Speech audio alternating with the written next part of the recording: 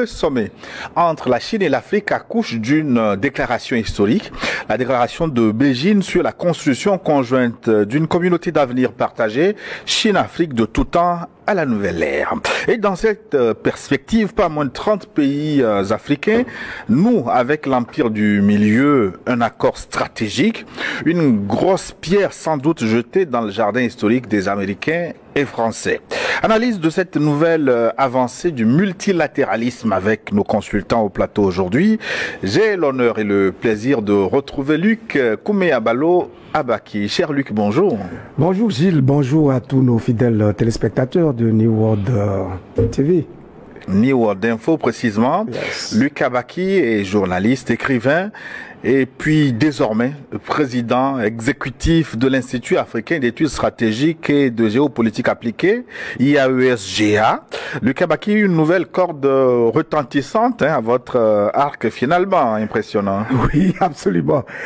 Vous savez Gilles qu'il y a déjà plusieurs années que nous sommes engagés à analyser, à dénoncer, à critiquer la politique en Afrique, pour la bonne cause, bien entendu. Et donc, je pense qu'à un moment donné, il faut changer de cap. Au-delà des dénonciations, de la critique et tout ce que nous faisons, il va falloir mettre en place une structure qui devienne finalement pour les États africains une force de proposition. Un outil d'aide à la décision pour nos dirigeants, parce que bien sûr, après avoir posé les diagnostics sur les problèmes majeurs qui se posent donc à nos États, il va falloir que l'intelligentsia africaine s'organise de sorte à faire des propositions concrètes à nos dirigeants. Voilà l'esprit dans lequel nous avons senti le besoin de mettre en place cet institut africain d'études stratégiques et de géopolitique appliquée, qui est une organisation associative dédiée à l'analyse et à l'étude, à la recherche dans des domaines stratégiques et de géopolitique. Je pense que c'est le moment ou jamais, précisément, d'interpeller toutes les compétences à travers l'Afrique qui sentent le besoin de contribuer à la réflexion et à la recherche des solutions les plus appropriées possibles pour nos États, parce que le défi majeur du développement et de l'épanouissement de nos populations nous interpelle, et donc nous pensons qu'en mettant en place cette structure, ce creuset, nous allons bien sûr être plus efficaces et contribuer de façon plus significative précisément justement à trouver des solutions les plus adéquates justement aux défis majeurs qui se posent à notre continent. Ouais, Institut africain d'études stratégiques et de géopolitique appliquée, Luc Abaki. Je vous trouve tout de suite président d'honneur naturel, son excellence Sogoyou Kegewe. Excellence, bonjour. Bonjour Gilles, bonjour à nos frères et sœurs téléspectateurs. Président d'honneur, oui, ça, moi je suis retraité, je veux me reposer. Si c'est président d'honneur, je peux prendre. On peut toujours profiter de son capital expérience et de sa connaissance. Je peux prendre, voilà. Ça ne me coûte rien. Donc, voilà. Sogoyou Kegewe est journaliste aussi, ancien ambassadeur Afrique. 30 pays signent un accord, un partenariat stratégique avec la Chine, c'est le sujet du jour. Et vous êtes conviés à enrichir cette émission. Si vous nous suivez ce dimanche à midi, vous êtes en direct, et à 13h, j'aurai le plaisir de relayer vos contributions via WhatsApp, plus 228 96 08 43 43, c'est le numéro pour nous écrire. Que pensez-vous de ce partenariat entre la Chine et l'Afrique?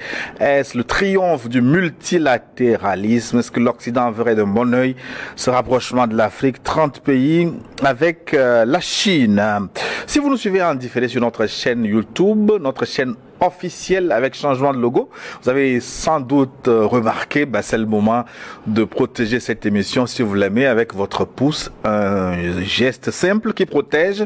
Ensuite, abonnez-vous à cette chaîne si ce n'est pas encore fait, ainsi vous recevrez en temps réel les nouvelles vidéos dès qu'elles sont publiées, et puis partagez New World Forum, cette émission, pour porter loin la voix de l'Afrique qui change, la voix de l'Afrique qui noue des partenariats avec avec la Chine. Les sommets, ça se multiplie, hein, Chine-Afrique, Russie-Afrique, je peux continuer par les citer, mais est-ce que ces sommets n'ont-ils pas finalement ravi la vedette au sommet historique France-Afrique? Parce que pendant longtemps, on n'a connu que ça, Lucas Baki. Alors, je pense pour répondre à cette question, il faut d'abord faire un petit historique de ces questions de sommet entre les États de l'Occident et l'Afrique. Je crois que la première fois qu'un tel sommet a été organisé, notamment entre les pays de l'espace francophone et la France, c'était le 13 novembre 1973.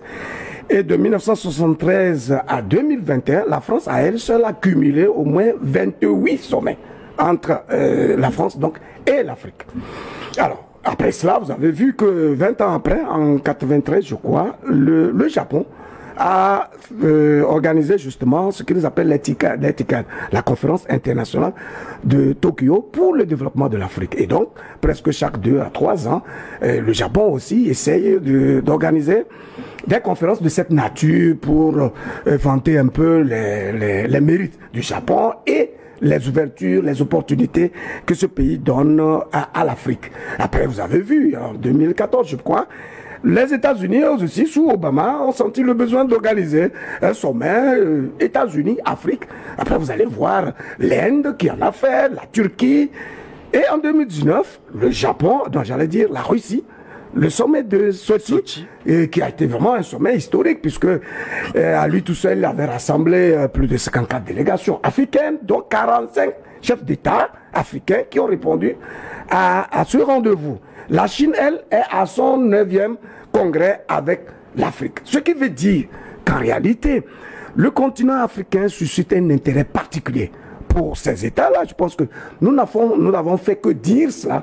C'est-à-dire que le potentiel africain étant réel et avéré, les États dits développés savent, ou ils sont totalement conscients, qu'il faut absolument composer avec ce continent, sans quoi leur position stratégique de puissance risque d'être effondrée. Et donc, aujourd'hui, vous allez constater que, comme vous l'avez dit, la Chine et la Russie semblent précisément ravir la vedette à la France et donc aux autres pays, tout simplement parce que l'Europe ou l'Occident n'a plus rien de nouveau à offrir à l'Afrique, surtout que pendant autant d'années, malgré tous ces sommets dont j'ai fait état à l'instant, le résultat reste relativement mitigé. Or, au même moment, il y a des partenariats particulièrement intéressants avec la Russie, avec la Chine, où il y a moins de contraintes, où ces pays sont prêts à libérer les ressources financières nécessaires pour accompagner précisément les États africains et où on les stresse beaucoup moins sur des questions de politique intérieure, notamment celle des droits de l'homme, etc., etc. Et donc, je pense que les États africains comprennent que finalement, ils peuvent mieux se retrouver avec des partenaires nouveaux qui ne les frustrent pas trop avec une certaine forme de condescendance et d'arrogance traditionnelle reconnue aux pays occidentaux. Voilà ce qui suscite autant d'engouement et d'intérêt par rapport à ces sommets Chine-Afrique, Russie-Afrique, etc., etc. Mais l'Afrique va-t-elle continuer à se promener de pays en pays pour ces sommets? Parce que ça se multiplie. Vous avez égrené le nombre de sommets Afrique et autres pays. Mais ça se multiplie de plus en plus vers des pays insoupçonnés. Israël a tenté de le faire. Et même l'Arabie Saoudite a tenté récemment un sommet Afrique-Arabie Saoudite. À cette allure-là, nos chefs d'État ne passeront leur temps que dans ces sommets. Mais c'est une question extrêmement pertinente. J'avais voulu justement faire d'abord l'état des lieux avant de crever la plaie. Voyez-vous, quelle que soit la pertinence de tous ces sommets, quel que soit ce qui sera offert sur le plan matériel et financier en termes de ressources, par exemple aujourd'hui, la Chine dit qu'elle va engager des ressources d'appui sur 3 ans, au moins 50 milliards de dollars, et il est dit que pour le tout premier semestre de cette année 2024, en termes d'échanges commerciaux, la Chine a déjà fait un chiffre d'affaires de 167,8 milliards de dollars. Oui, vous savez, l'intérêt même de ces sommets tient beaucoup plus aux pays occidentaux, en tout cas à ce pays dit développé. Même si nous est vanté qu'en réalité c'est dans l'intérêt des pays d'Afrique que ces sommets sont organisés, il va falloir que nos pays, en tout cas nos dirigeants, comprennent qu'en réalité, ils ne peuvent avoir de salut que si sur le plan endogène, ils se mettent à s'organiser rigoureusement pour développer les règles du vivre ensemble et faire en sorte à exhumer le potentiel endogène africain, de sorte que les compétences se révèlent et commencent à travailler sérieusement sur des secteurs stratégiques permettant d'asseoir les socles d'un développement assumé et véritablement construit. Maintenant, les sommets à l'extérieur, en tout cas les partenaires internationaux, ne peuvent que jouer un rôle complémentaire à une vision qui est déjà définie par nos États et véritablement assumée. Sans quoi, les États occidentaux peuvent déverser des milliards, peuvent développer des partenariats d'un niveau extrêmement élevé. Nous n'aurons jamais de résultats si, sur le plan intérieur, on ne travaille pas à exhumer les compétences endogènes qui sont capables de faire des recherches suffisamment abouties et donc de commencer à construire nos économies et avec une méthode de gouvernance qui soit véritablement bien structurée et véritablement assumée. Excellence Sogoyo Kegewe, on a comme l'impression que le sommet Chine-Afrique ou même Russie-Afrique, ces sommets font finalement plus de recettes que celui qui a commencé ou celle qui a commencé la France. Non, mais je crois qu'il faut vraiment clarifier la situation et ne pas comparer des choses qu'on ne peut pas comparer. Quand la France convoque, c'est le mot, hein, quand la France convoque les gérants qu'elle a placés à la tête de ces camps de concentration, ce n'est pas un sommet. On les appelle pour leur dire, toi, tu ne dois pas dire bonjour à un Russe, toi, tu ne dois pas dire bonsoir à un Chinois, toi, attention, on ne veut pas entendre que même sur la carte, tu as regardé l'Iran ou la Turquie, et toi, ainsi, toi, cela. Voilà, et puis surtout, toi, tu dis que tu aimes la France, tu dois nous donner ton port. Ah, tu dis que tu aimes notre pays, les minerais, tu dois nous donner. Tu dis que tu aimes quoi? Mais le marché du pont, du grand pont que tu veux faire dans ta capitale, tu dois nous donner. En quoi tu veux comparer ces oukases avec des pays qui eux aussi ont souffert sous Ponce Pilate? Pour ceux qui connaissent la Bible, on dit que Jésus a souffert sous Ponce Pilate. Mais nos pays souffrent sous Ponce Pilate. Et Ponce Pilate ne désarme pas. Il veut toujours nous persécuter.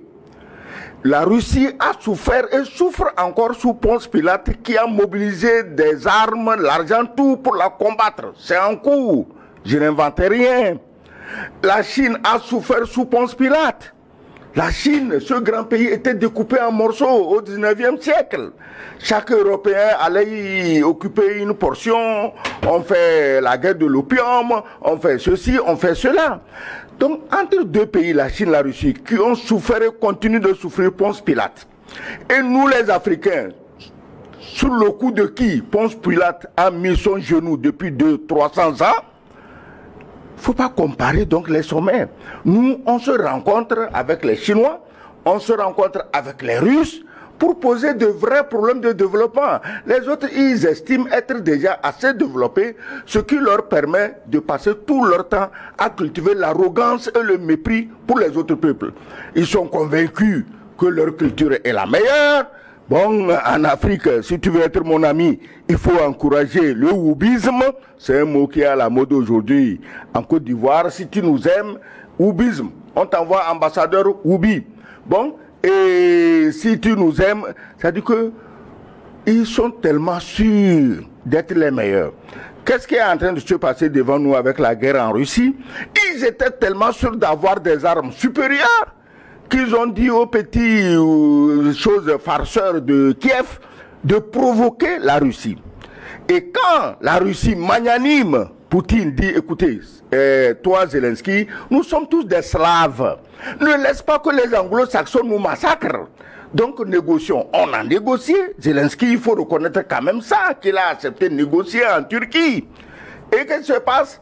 C'est un anglo-saxon, Boris, qui atterrit et dit on ne négocie pas. Aujourd'hui, c'est lui qui clame qu'il faut mobilisation générale, recruter et les femmes, et les enfants, et les fœtus dans les ventres de leur maman pour combattre les Russes. Mais lui, Boris Johnson, où sont ses enfants? Où sont ses petits-enfants? Donc c'est pour te dire qu'entre ces peuples arrogants, trop sûrs d'eux, ils envoient des armes, comme nous disent, c'est des armes miracles. Tu sais, l'histoire des armes miracles, elle n'est pas nouvelle. Hein. En 1939-45, à la fin de la guerre, quand plus rien n'allait pour Hitler, mais il avait aussi des armes miracles. Il y a telle arme, les V12, on jette sur Londres, les choses, on va bientôt remporter. Alors que les troupes russes étaient à 2 mètres de Berlin, Hitler croyait encore qu'il a des armes miracles qui vont lui permettre de gagner. Nous sommes aujourd'hui dans le même schéma. Alors, c'est pour dire, Gilles, que les rencontres Chine-Afrique et Russie-Afrique, il ne faut pas les comparer aux autres rencontres. Je ne veux même pas les citer, ces autres rencontres. Parce qu'à Pékin, je ne vois pas Xi Jinping en train de dire à un chef d'État africain, désormais il ne faut plus aller en France, désormais il ne faut plus aller en Russie, désormais il ne faut plus aller aux États-Unis. Xi Jinping ne ferait jamais ça. Quand ils vont à Sochi, ou ils vont à Saint-Pétersbourg, ou à Moscou, je ne sais pas, je vois mal Poutine en train de refuser à des chefs d'État africains de commercer avec la Russie, avec l'Iran, de commercer avec la Turquie, de commercer avec la France, de commercer avec les États-Unis, de commercer avec qui ils veulent. Entre des sommets où on discute à égalité et des sommets où on vous invite pour vous passer l'accord colonial au cou, il n'y a rien à comparer. Donc, je crois que nos chefs d'État, mais tu demandais si ils vont continuer à aller de sommet en sommet. Mais nous sommes dans une situation où tout sommet qui peut nous apporter quelque chose est le bienvenu. Nos chefs d'État, ils ne vont pas à pied, ils ont des avions. Demain, moi, je ne serais même pas déçu de voir un sommet Afrique-Brésil. Parce que le climat brésilien est notre climat. Et par exemple, on parle de l'agriculture, le Brésil a beaucoup à offrir aux pays, à nos pays africains. Il faut aller là où, dans les pays d'où on ramène quelque chose pour le développement de nos pays. Pas aller dans les pays où quand on revient, on est obligé encore de brader les richesses de nos pays pour ces gens-là qui sont rassasiés, mais qui estiment qu'ils ne sont pas encore, ils n'ont pas assez mangé. Donc le sommet Chine-Afrique est un très bon et très grand événement. Moi, je voulais dire, peut-être je suis trop long, je voulais dire aux Chinois, c'est bon de mettre 60 milliards, 50 milliards comme la dernière fois, mais il faut assurer la sécurité. Les Chinois doivent savoir que s'il n'y a pas la paix, leurs investissements ne servent à rien. Ça sert à quoi de déverser des milliards de dollars sur les États africains alors que d'autres pays leur envoient leur lot de terroristes pour tout détruire, pour tout casser, pour tuer les humains. Donc les Chinois comme les Russes doivent s'impliquer militairement en Afrique et garder leur, disons, sécuriser leurs investissements. Il est étonnant que des pays qui eux-mêmes sont endettés jusqu'aux testicules, que quelqu'un se lève pour leur dire de venir assurer la paix dans le Sahel. Avec quels moyens? Eux-mêmes ils ne s'en sortent pas. Ils n'ont même pas la paix chez eux. On a la paix en Russie, on a la paix en Chine. Donc, la Chine ne peut pas déverser des milliards sur l'Afrique si elle ne prend pas des mesures concrètes pour assurer la sécurité de nos pays. Voilà. Il me semble qu'il existe un sommet Amérique latine.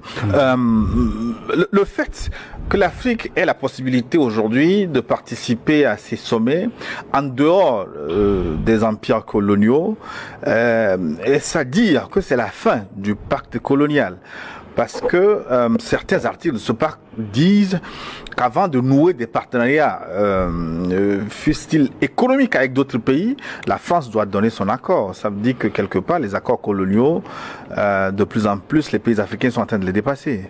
En fait, c'est le triomphe du multilatéralisme. Ce sont des faits qui s'imposent, bien sûr, aux puissances occidentales d'hier qui ont cru avoir l'exclusivité de la gestion de l'influence sur les États africains. Et donc, si aujourd'hui les pays africains, surtout de l'espace francophone, qui ont toujours été englués dans une forme d'apathie vis-à-vis donc de la France, qui donc décidait pratiquement de tout et qui intervenait dans les politiques intérieures de nos États, si ces États-là sont aujourd'hui en capacité d'avoir des partenariats au-delà justement de la marge étriquée de la France, c'est dire que effectivement le multipartisme est en train de s'imposer. Maintenant, il appartient précisément à ces États-là d'être conscients de ce qu'ils ont comme potentiel et qui permet donc de créer un rapport de force au plan international.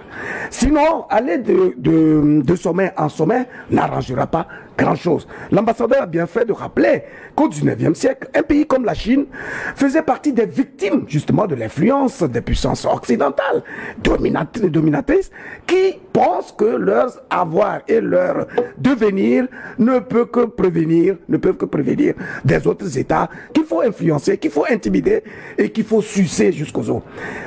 Il a fallu à la Chine une organisation interne, un repli sur soi, un management et un leadership éclairé pour qu'au bout de 30 ans, ce pays-là devienne aujourd'hui une puissance qui influence significativement la géopolitique mondiale. En termes de potentialité, la Chine fait un peu plus de 9 millions de kilomètres carrés avec une population qui est à presque 1,5 milliard aujourd'hui. Comparé à l'Afrique, à son ensemble, nous avons au moins 30 millions de kilomètres carrés et nous tendons aussi vers les 1,5 milliard. Ce qui veut dire que, en fait, l'Afrique a un potentiel inouï puisque l'être humain est la mesure de toutes choses. Mieux, nos dirigeants apprendront à capitaliser le potentiel humain, à exhumer les compétences intérieures, à faire en sorte que l'être humain soit au cœur de toutes les politiques du développement, de toutes les politiques culturelles, de toute la diplomatie, en tout cas tout ce qui concerne la gouvernance de nos États, mieux ils auront du répondant. Parce qu'en fait, les compétences sont engluées dans une forme de torpeur, parce que l'écosystème sociopolitique dans lequel nous évoluons ne permet pas que ces compétences-là s'affirment et assument justement le potentiel africain. D'où l'importance d'investir massivement dans la recherche et de sorte que tous les résultats auxquels nous aboutissons puissent être capitalisés par un leadership éclairé. Sans cela, je vous le dis, nos partenariats avec le plan international ne donneront pas un résultat probant. Donc, c'est clair que la nature même ou les événements du moment sont en train de favoriser une forme de multilatéralisme qui s'affirme, et c'est l'occasion pour nos dirigeants d'être suffisamment visionnaires, lucides et de comprendre qu'il ne sert pas à grand chose de ne compter que sur l'extérieur et de savoir que l'avenir de nos pays ne dépendra que par nos ressources intérieures que nous saurons capitaliser. Pour une fois, vous serez d'accord avec le président Emmanuel Macron qui dit, qui reconnaît que c'est le déclin de l'hégémonie occidentale. Non, Macron ne reconnaît rien.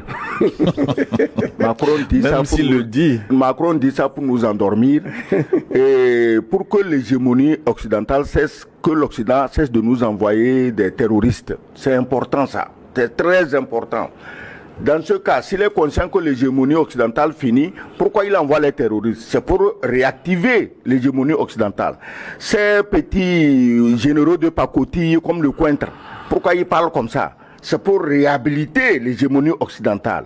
Donc moi je crois qu'on ne va pas se laisser distraire. Nous connaissons nos intérêts en tant qu'Africains. Ta question c'était, est-ce que maintenant on peut décider sans demander, parce qu'il y a des articles qui disent que si un pays veut nouer des relations, il faut qu'il demande l'autorisation de la France. Mais Gilles, l'Alsace-Lorraine, c'est une région de France. La Bretagne, c'est une région de France.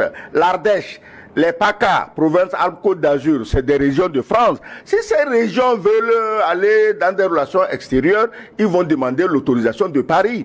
Mais comment tu veux que des pays comme le Mali, le Niger, le Burkina, la Côte d'Ivoire, le Togo, le Bénin, le Congo, Brazzaville, auquel on a degré ou de force, ajouter le Congo, Kinshasa, le Gabon, ces pays à qui la France elle-même a dit en 1960, vous êtes indépendants. Tu peux me dire pourquoi ces pays ont besoin de l'autorisation de la France avant d'aller là où ils veulent? Ça, c'est pire que l'hégémonie. C'est du racisme. Je dénonce ça ici tous les jours. Les gens ne m'écoutent pas. Les gens croient que c'est une vue de l'esprit. C'est du racisme. Parce que les pays que je viens de te citer, c'est des pays habités par des Noirs. Et la France officielle, la France de Macron, est convaincue qu'un Noir ne peut pas réfléchir. Le Cointre est convaincu qu'un Noir ne peut pas réfléchir. C'est tout. Donc, il faut arrêter tant que ces pays-là, ces colonisateurs, ne nous lâchent pas les Basques. Tout autre discours venant d'eux est nul et non avenu. Est-ce qu'il leur revient de nous lâcher, comme vous dites? Non, non, s'ils ne nous lâchent pas, c'est parce qu'ils ne nous lâchent pas que des pays comme Mali, Niger, Burkina veulent eux-mêmes décrocher leurs dents. Ah oui, ils les ont mordus au mollet, comme ils ont mordu tous nos pays au mollet. Il faut décrocher, desserrer leur gueule et décrocher leurs dents. Mais c'est pourquoi des pays, je disais, Mali, Burkina, Niger, Mali, Burkina, mais ils ont décidé d'en finir. C'est pas la peine qu'on reste dans nos bureaux pour épiloguer. Il faut oublier la France. La France n'est pas notre ennemi, mais c'est des dirigeants inconséquents qui veulent faire de nous les ennemis de la France. Regardez ce qui se passe même dans ce pays aujourd'hui. Qu'est-ce qui se passe? Mais c'est le déni de la démocratie, le déni des élections, le déni de tout, de la Constitution, tout, piétiné, malaxé, jeté dans le sable. Le parti qui gagne les élections, il n'a pas le Premier ministre. Tu imagines, Gilles, ce qui se passerait dans leurs médias là-bas, si quelque chose comme ça se passait en Afrique. Oui, mais la gauche n'a pas gagné les élections. Je ne veux pas aller dans les détails de la gauche ou de la droite. Non, c'est une majorité relative. Donc. Je dis, quand on prend les voix par parti là, on sait aujourd'hui que c'est Le Pen, qu'on l'aime ou qu'on l'aime pas, le Rassemblement national, ils ont eu 9 millions ou 11 millions même d'électeurs en France. C'est beaucoup pour un pays de 60 millions d'habitants. Donc il faut arrêter un pays qui ne se retrouve pas lui-même, qui se mélange les pattes dans le tapis du néocolonialisme. Ils n'arrivent pas à gérer leur pays, mais ils veulent gérer des immensités comme la CEDEAO, ils veulent gérer des immensités comme l'Afrique centrale. Ça ne marche pas. Nous devons aller dans des pays qui ne nous posent pas des conditions pour nous recevoir chez eux. Quand vous arrivez chez eux, leur sommet dont tu parles, qu'est-ce qu'on vous sert? On vous saoule avec droits de l'homme, on vous saoule avec démocratie, on vous saoule avec liberté d'expression, alors que quand vous êtes chez eux là-bas, aucun journal sérieux ne parle même des nègres quand ils sont en France. Tu peux vérifier, hein? J'ai travaillé comme journaliste en France, je sais de quoi je parle. Donc, ils vous saoulent, quelqu'un te parle de droits de démocratie pendant qu'il est en train d'envoyer des armes et des terroristes dans ton pays pour tuer tes civils. Alors, donc, nous avons intérêt. Si demain la France change, c'est ce que nous disons ici tous les jours. On dit non, il est contre la France. Non, on ne peut pas être contre la France. Nous faisons partie de la France. Nous sommes la France nous-mêmes. Tout ce qui est en France, si aujourd'hui on retire de la France toutes les richesses venues d'Afrique, il n'y aura pas de France. Donc nos biens sont là-bas. Donc, on n'est pas contre la France. On dit aux Français, aux dirigeants français, de cesser de prendre les Africains pour des moutons. C'est tout. Les Russes ont compris ça, les Chinois ont compris ça, les Iraniens ont compris ça, les Turcs ont compris ça, et ils traitent les Africains comme des humains. Il est tout à fait normal que les Africains, avec plaisir, aillent les retrouver quand ils les invitent. Luc Kabaki, vous avez fait allusion aux 50 millions de dollars d'investissement, milliards de dollars d'investissement promis à l'Afrique. Ces promesses, quelque part, me gênent moi quelque peu. Est-ce qu'elles sont infantilisantes ou plutôt importantes à prendre pour l'Afrique? Parce qu'à chaque fois qu'il y a un sommet, on dit on met ceci à la disposition de l'Afrique, et l'Afrique ne met jamais à la disposition des autres, du moins officiellement. Voilà. C'est pour ça que je dis qu'il faut qu'on soit suffisamment vigilant, que nos dirigeants doivent se montrer particulièrement lucides par rapport à tous les discours qui leur sont servis lorsqu'ils sont invités à des sommets de cette nature. Aucun pays au monde ne peut prendre sur lui l'initiative d'organiser un sommet, de financer et d'accueillir des gens juste pour leurs beaux yeux, juste pour leur dire, écoutez, j'ai de l'argent à mettre à votre disposition. Je vous aime tellement que je souhaiterais vraiment vous accompagner pour votre développement. En premier plan, Comprenons simplement que ces États-là visent leurs intérêts en premier. Maintenant, il faut vous appâter. Ils connaissent véritablement vos besoins et ils savent qu'en tenant ce discours-là, vous êtes parfaitement endormi, à l'aise et excité. Et vous allez donc vous mettre dans les meilleures dispositions possibles pour les prendre en partenariat. Voyez-vous? Donc, oui, il est clair que ce genre de promesses ne devraient pas endormir nos dirigeants. Parce que justement, si aujourd'hui la Chine nous dit, bon, mais nous allons mettre 50 milliards sur les 3 années à venir pour financer des projets de développement en termes de lignes de crédit, d'appui budgétaire, etc., etc., parce qu'ils savent qu'il faut tenir ce langage-là pour exciter nos dirigeants. Mais au-delà de ceci, il va falloir être vigilant. Voilà pourquoi j'insiste sur le besoin de leadership éclairé de nos pays. Parce que tous les pays occidentaux qui ont réussi le pari de ce que nous appelons aujourd'hui le développement et de l'épanouissement de leur population ont dû à un moment donné prendre la décision ferme au plan interne de commencer à s'organiser et de faire en sorte à mettre l'être humain au cœur de toutes les politiques et de toutes les stratégies de gouvernance. Si ce n'est pas le cas, si les dirigeants eux-mêmes, africains eux-mêmes, considèrent leurs citoyens, leurs concitoyens comme des moutons de Panurge, et donc là, ils les conduisent comme des moutons apeurés, bien entendu que quelles que soient les ressources qui nous seront déversées, on ne pourra pas s'en sortir.